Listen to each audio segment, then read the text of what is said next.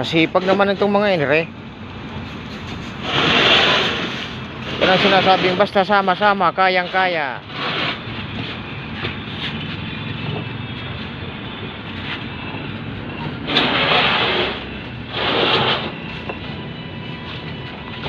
Ayan yung mga pugi kong mga katrabaho. Sisipag ng mga yan. Mga na naman. Kasi 11 months na lang para Pasko. Pasko na naman. Yan lang ang inaantay ng mga yan.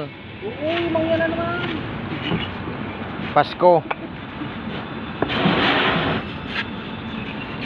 Transfer yan sila sa Rockview.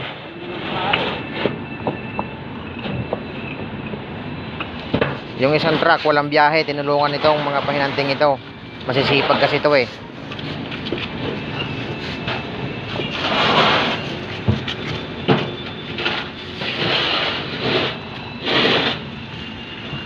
Laban lang sa buhay, huwag kayong sumuko.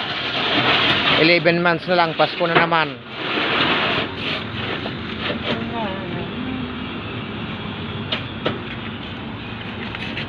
Keyhole gray po ang kinakarga nila.